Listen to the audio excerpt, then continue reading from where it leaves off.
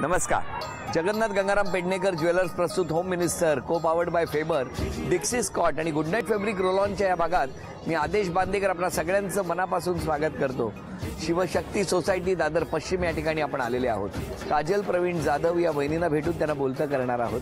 Shivshakti society आणि जाधव कुटुंब वाट बघताय. चला भेटूया जाधव कुटुंबाला आणि सुरुवात करूया आजच्या गप्पांना.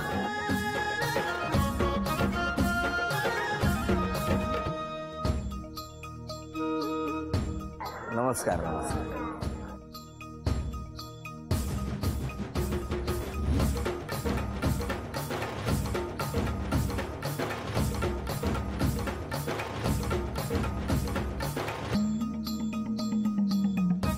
या उखाणा घ्या. पायातील जोडवी पतीची खूण, पायातील जोडवी पतीची खूण, कोणाची सून?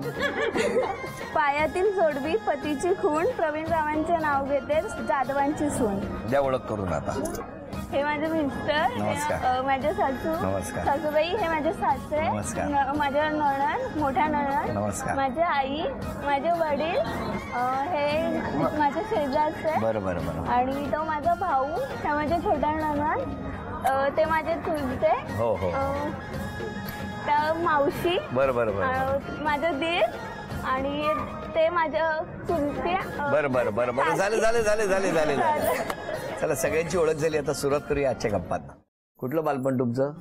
माझं बालपण पुण्याला झालं. पुण्याला झालं म्हणजे माझं बालपण पुण्याला आणि जन्म माझा कळमला झाला. कळम कुठे आहे? उस्मानाबाद जिल्ह्यामध्ये कळम या शहरामध्ये माझा बालपण जन्म झाला आणि बालपण पुण्यामध्ये गेलं. पण मग कळम वरून कधी आले बाबा आणि मुंबईत? मी 1 वर्षाची असतानाच पुण्यात आले. तुमचं बालपण कुठलं? मुंबईमध्ये दादर. इथेच. शाळा कुठली? शाळाश्रम विद्या मंदिर. तुमची शाळा कुठली हो? माझी चिंचवड महानगरपालिका, वाकड. अच्छा, मग तुम्ही राहायला कुठे होते पुण्यात? वाकडमध्ये. कसं गेलं बालपण? छान गेलं. आई बाबा काय करायचे? आई माझी घरकाम करते आणि माझे वडील सिक्युरिटी गार्ड. अच्छा, तुमचे आई बाबा? माझे आई वडील प्रायव्हेट सेक्टरमध्ये कामाला होते, शू कंपनीमध्ये, आणि आई हाऊसवाईफ. तुमची ओळख कशी झाली? आमची ओळख म्हणजे लोणंदला, आमचं गाव लोणंद, म्हणजे माझं सासर लोणंद आहे. तिकडे वारकरी लोक येतात दिंडीसाठी, तर त्या वारकरी लोकांची आणि माझ्या आजीची ओळख होती. तर तेव्हा त्यांना कळलं की ह्यांचं स्थळ त्यांना सांगितलं की लग्न करायचंय ह्यांचं, तर कोणी मुलगी असेल तर सांगा. मग त्यांनी माझ्या आजीला सांगितलं की तुमच्याकडे कोणी मुलगी आहे तर सांगा. तर मग त्यांनी माझ्या आजीला सांगितलं आणि आजीने मग मम्मी पप्पांना कळवलं. तर मग हे सगळे मला बघायला आले. काय झालं? बरोबर, त्यांनी सांगितल्याप्रमाणे आम्हाला कळालं. म्हणजे त्या ज्या वारकरी होत्या, परिमला माऊली म्हणून ज्या आहेत, तर त्यानुसार आम्ही पाहायला गेलो.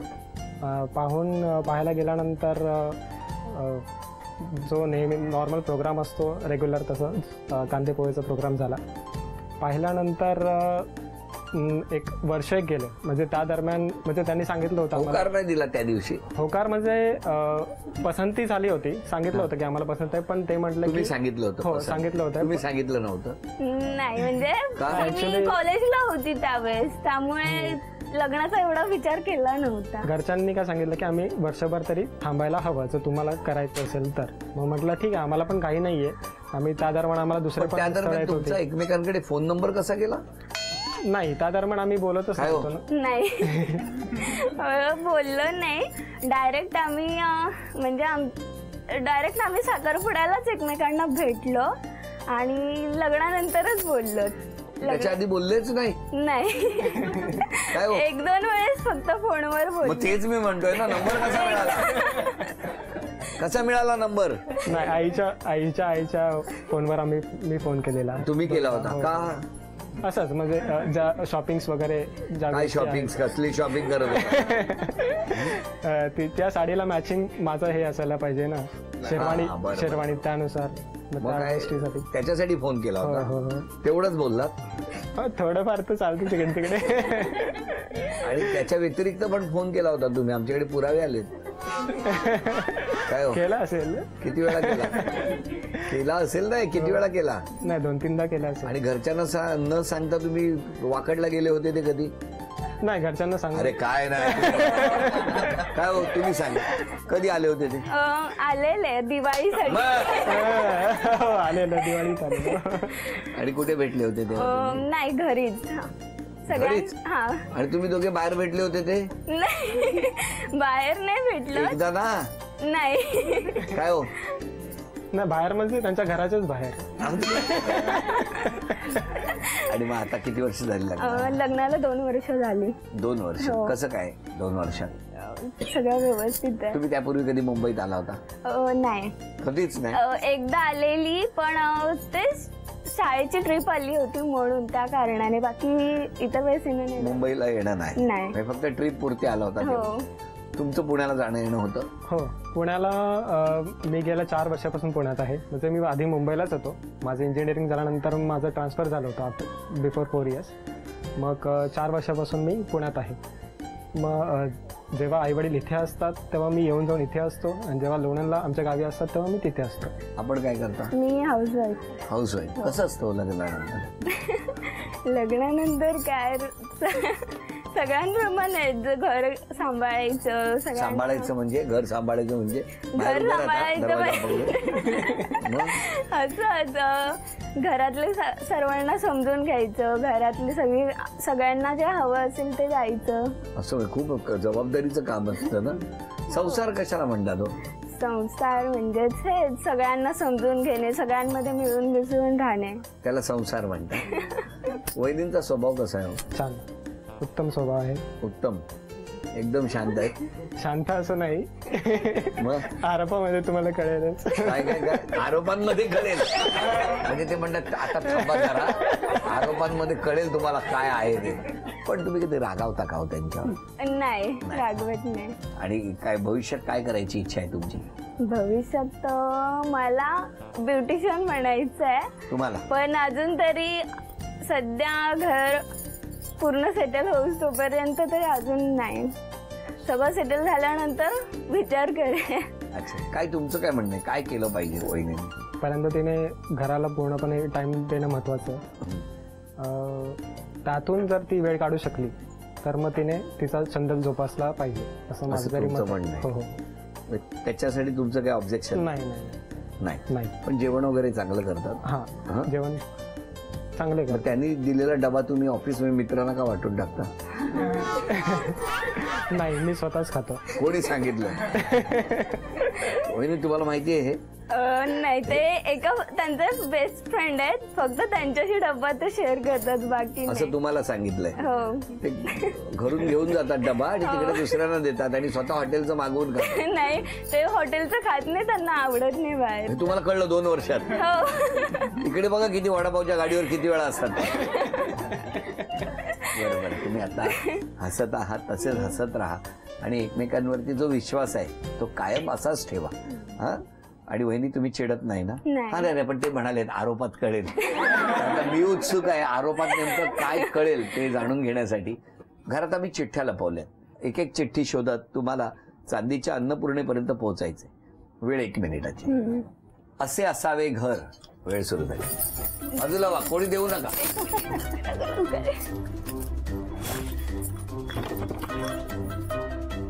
10 सेकंद झाली. अंगणातला टेबल फॅन, रोटी कपडावर मकान. 30 सेकंद झाली. पैशांचं झाड,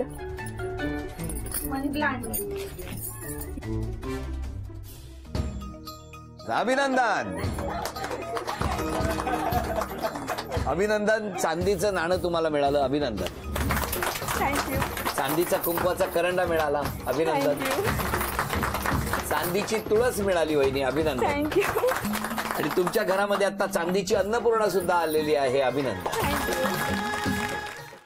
घर लहान असलं तरी सुद्धा सगळ्यांची मनं इतकी मोठी आहेत, त्यामुळे आम्ही सुद्धा ठरवलं घरात बसून आता संवाद साधायचा, गप्पा मारायच्या. वहिनी, तुमच्याबद्दल आरोप आहेत की शुभेच्छा आहेत? माहिती असेल? नाही. आता बघूया. बघा, आरोप नंबर 1, सकाळी लवकर उठत नाही. मान्य आहे? हो. तुम्हालाही मान्य आहे का हो? हो, लेट उठते खूप. सारखी माहेरी जाण्यासाठी हट्ट करते. नाही, सारखे नाही, कधीतरी. करते करते. करते. रोज दुपारी झोपते. मान्य आहे आरोप? कुठलंही काम सांगावं लागतं तुम्हाला, आपणहून करत नाही. नाही, मी कामं स्वतःहून करते. नाही, कधी कधी सांगावं लागतं. घरातली कामं सासूना करायला सांगता. नाही सांग. सासूबाई जास्त काम करतात, तुम्ही आराम करता. नाही उलट आहे तुमच्या घरात.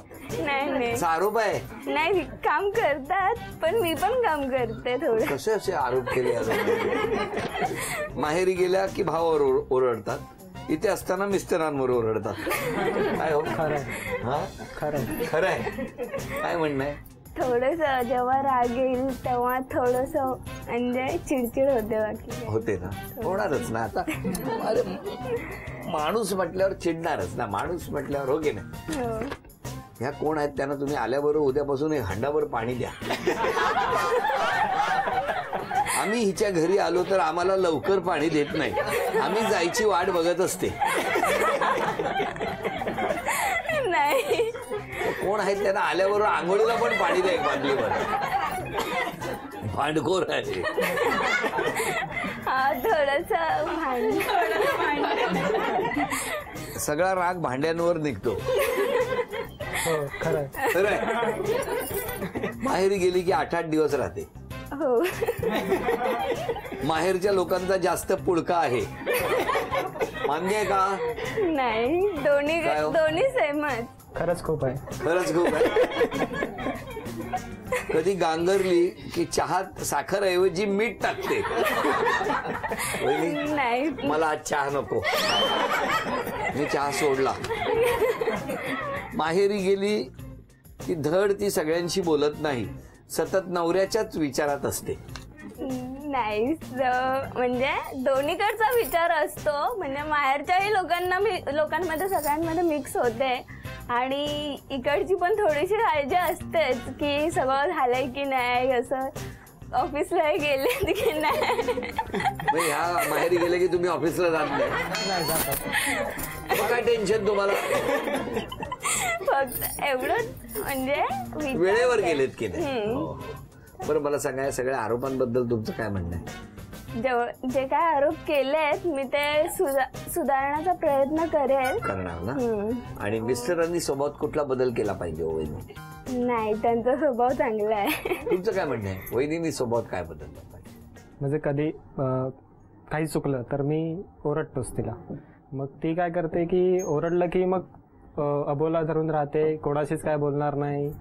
आणि मग असंच काहीतरी जेवणामध्ये काही. मग तुम्ही कशाला ओरडता? काय चुकलं तर बोलणारच ना. अरे, समजावून सांगा ना. समजूनच सांगतो मी, पण ते तिला वाटतं की मी ओरडतो तिच्या. बरं. आता वहिनी, चित्र काढायचे. या इथे येऊन बसा.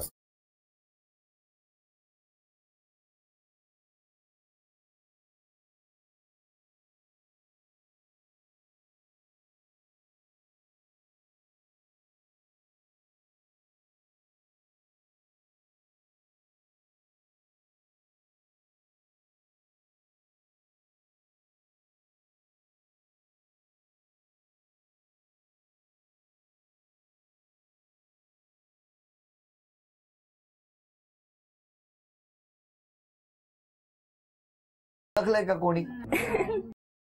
कुठे असतात माहेरचे सगळे? माहेर कुठे? पुण्याला.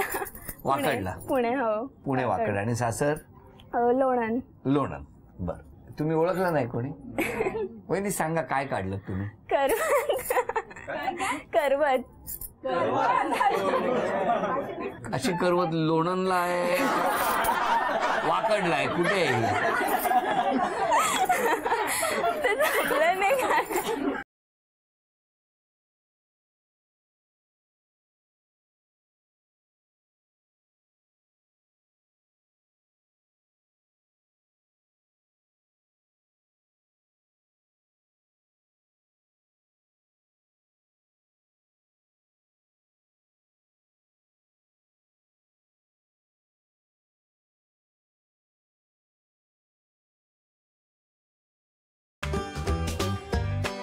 तबला.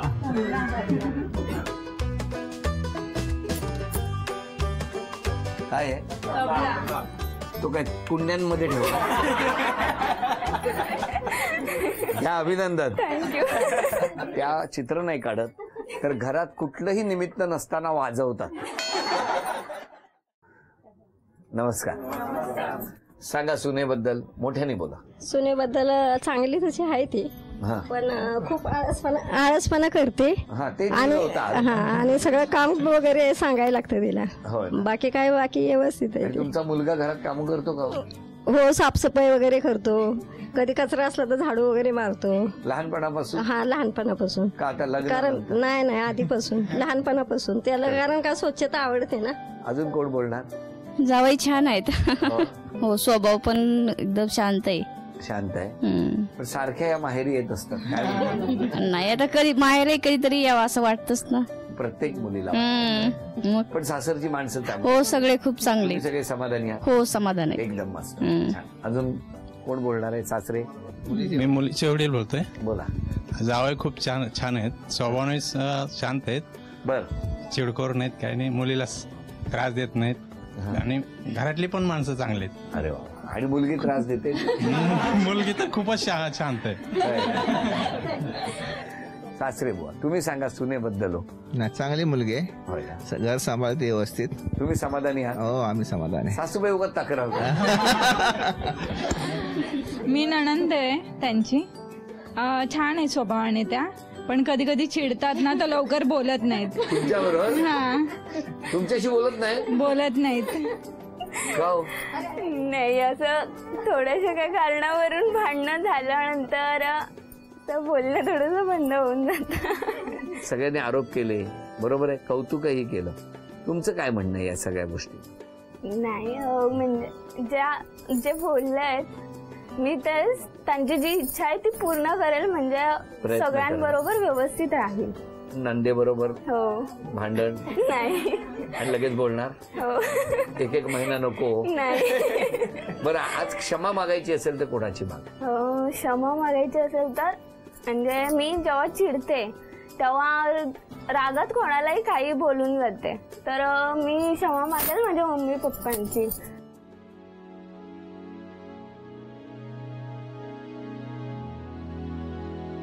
मी लग्नाच्या आधी त्यांना. लग्नाच्या आधी काय? मी लग्नाच्या आधी म्हणजे राग आल्यानंतर कोणालाही बोलून जायची, तर कधी मी मम्मी पप्पांना उलट बोलली असेल तर सॉरी. आणि सासू सासऱ्यांना? त्यांची क्षमा मागेल, कारण मी पटकन राग आला की काहीतरी बोलता. नाही, ते दोघं पण चांगले आहेत, पण मी असं काहीतरी त्या दिवशी बोलून गेली की त्यांना ते आवडलं नाही. पण तुम्हाला माहितीये का गंमत, आता तुमच्या डोळ्यात पाणी आल्यानंतर सगळ्यात आधी कोणाच्या डोळ्यात पाणी आलं? सासरे बुवांनी. त्यांचे डोळे पटकन पाणावले, माहितीये तुम्हाला? कारण जशा त्यांच्या मुलीना तसेच तुम्हाला ते समजतात. हे याचं उदाहरण आहे. आणि तुम्ही आज क्षमा मागायची असेल तर? क्षमा मागायची असेल तर मी आईवडिलांची मागेल. म्हणजे आत्तापर्यंत या उभ्या आयुष्यामध्ये कधी मी त्यांना दुखावलं असेल तर मी त्यांचे हात जोडून क्षमा मागतो. चला, आजपासून सगळं आता विसरलेले आहेत आणि इथून पुढे कुठल्याही पद्धतीने सासूबाई सुद्धा मुलीप्रमाणे त्यांच्याकडे बघतायत, तसंच बघणार आहेत. सासरे बुवा तर काळजीच करू नका, तुम्ही सगळे तुमच्याच पाठी उभे राहणार आहेत. त्यांच्याही डोळ्यात आलं. काय ते डोळ्यातल्या पाण्याची गंमतच अशी आहे ना, की उगाच ते डोळ्यातून बाहेर येत नाही. त्याच्यासाठी तसंच एकमेकांच्या प्रति प्रेम, आदर असावा लागतो. आणि नेमकं तेच या घरामध्ये आज दिसलं. या घराच्या सुखासाठी प्रार्थना करूया. हसत राहा, आनंदात राहा, असं म्हणत झी मराठीकडून ही भेटवस्तू मिस्टर आजसाठी. आणि वैनिंदा तथास्तु पुणे यांच्याकडून मिळते आहे पैठणी. अभिनंदन. आजचा भाग इथेच संपतो आहे. पुन्हा भेटूया अशीच एक पैठणी घेऊन होम मिनिस्टरच्याच पुढच्या भागात. नमस्कार.